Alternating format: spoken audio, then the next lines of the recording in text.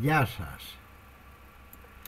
Θα ασχοληθούμε σήμερα με μια άσκηση που επέλεξα για να κάνουμε μια-δυο παρατηρήσεις. Ας δούμε την άσκηση. Μας λέει δίνονται οι πραγματικές συναρτήσεις πραγματικής μεταβλητής, η F και η G. Από το R στο R.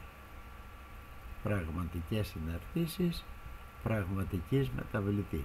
Στο R, όχι στο Β. Και ξέρουμε ότι όριο της F του Χ προς Χ πλην 1 όταν το Χ τίνει στο 1 είναι το 2. Και επίσης ότι όριο της G του Χ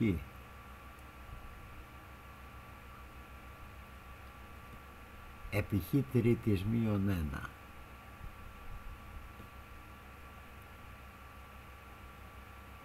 όταν το Χ τίνει στο 1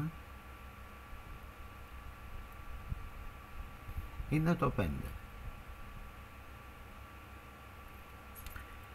Μας ζητάει να βρούμε το όριο της F του Χ επί G του Χ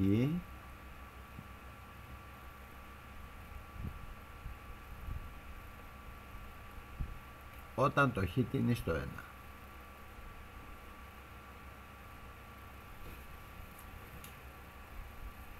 Έχω εδώ να βρω το όριο ενός γενομένου συναρτήσεων F του Χ επί G του Χ.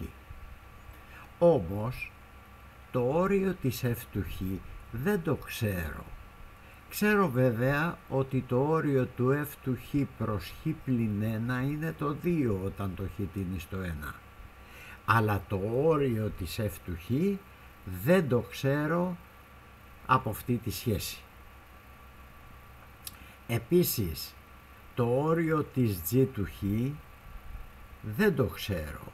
Ξέρω βέβαια το όριο της G του Χ επί Χ τρίτης μείον 1 όταν το Χ τίνει στο 1 που είναι το 5. Γι' αυτό το λόγο τι κάνω? Παίρνω βοηθητικές συναρτήσεις. Λέω ότι έστω H του Χ είναι η F του Χ προς Χ πλην 1.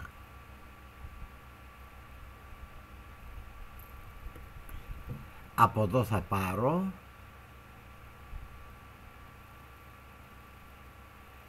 με απαλυφή παρανομαστών ότι η F του Χ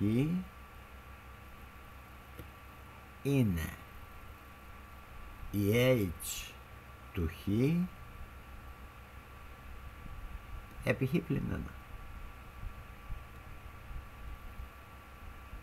Με όριο της H του Χ όταν το Χ τίνει στο 1 να είναι το 2 όπως μου δίνουν στην αρχή. Επίσης θα πάρω συνάρτηση T του Χ ίσον G του Χ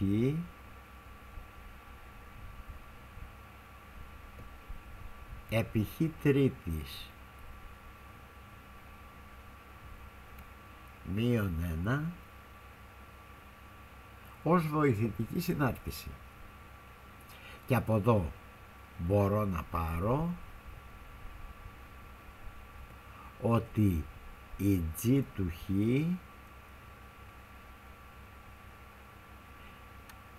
η G του Χ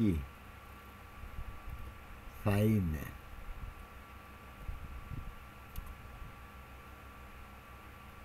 T του Χ προς Χ πλην 3 προς Χ τρίτης πλην 1, και ξέρω ότι το όριο της T του Χ όταν το Χ τίνει στο 1 είναι το 5. Προσέξτε, δεν μπορώ να βρω το όριο της F του Χ από την αρχική σχέση, γιατί μηδενίζεται ο παρανομαστής. Αν βάλω στη θέση του Χ το 1, το Χ πλην 1 θα είναι 0. Άρα λοιπόν δεν μπορώ να προσδιορίσω το όριο της F του Χ όπως μου δίνει. Γι' αυτό χρησιμοποιώ τη βοηθητική συνάρτηση H του Χ. Τώρα, εμείς θέλουμε το όριο της F του Χ επί G του Χ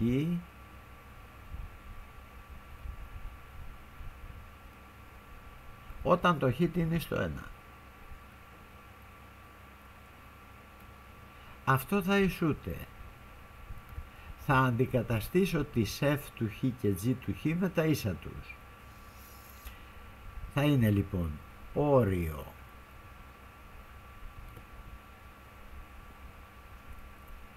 η F του Χ είπαμε ότι είναι H του Χ επί Χ πλην 1 επί την G του Χ που είναι T του Χ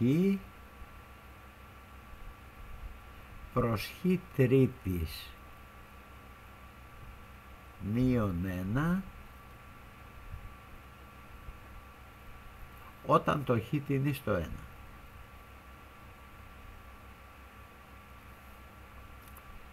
Ακόμη δεν μπορώ να υπολογίσω το όριο αυτού του κινουμένου, γιατί μηδενίζεται ο αριθμητής στο Χ πλην 1, μηδενίζεται και ο παρανομαστής Χ τρίτης μείον 1. Έχουμε πει ότι σε αυτές τις περιπτώσεις παραγοντοποιούμε και απλοποιούμε. Θα είναι λοιπόν όριο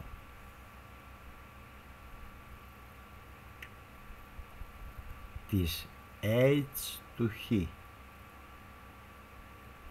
επί Χ πλην 1 επί T του Χ προς, να θυμηθούμε την ταυτότητα της διαφοράς κύβων. Είναι α τρίτης μείον β τρίτης ίσον α μείον β επί α τετράγωνο συν α β συν β τετράγωνο.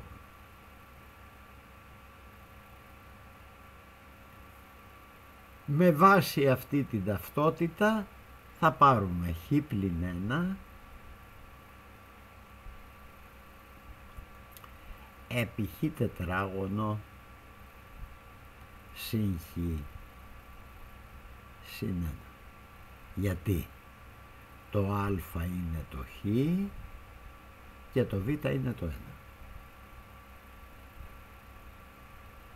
Και θέλουμε αυτό το όριο όταν το Χ τίνει στο 1.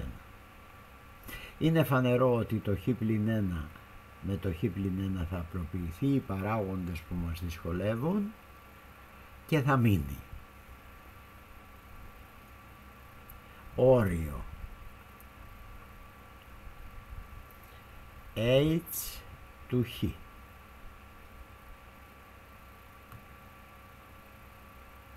επί όριο του τε του χ επί όριο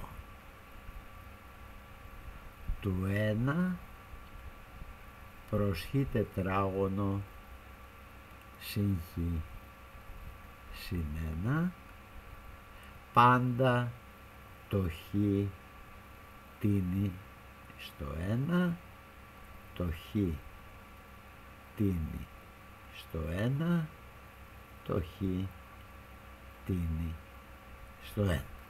Εφαρμόσαμε εδώ την ιδιότητα όριο γινωμένου. Το όριο του γινωμένου ισούται με το γινόμενο των ορίων, αφού αυτά τα όρια υπάρχουν. Έτσι θα έχουμε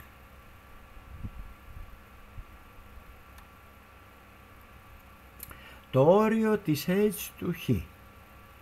Όταν το χ τίνει στο 1, έχουμε πει ότι είναι το 2. Επί το όριο της τε του χ, έχουμε πει ότι είναι το 5 όταν το χ τίνει στο 1. Επί 1 προς χ τετράγωνο συν χ συν 1 ίσον 2 επί 5 10, 1 και 1 2 και 1 3, 13. Και προσδιορίσαμε το όριο του γινωμένου f του χ επί g του χ. Θέλω να το προσέξετε. Αν πάτε να υπολογίσετε το όριο της f του χ από τον αρχικό τύπο, δεν θα τα καταφέρετε. Θα βγει 0. Και το όριο της g του χ θα βγει άπειρο. Λοιπόν, είναι πράγματα που δεν μας είναι γνωστά μέχρι τώρα. Σας ευχαριστώ που με παρακολουθήσατε, να είστε καλά και θα τα πούμε σύντομα.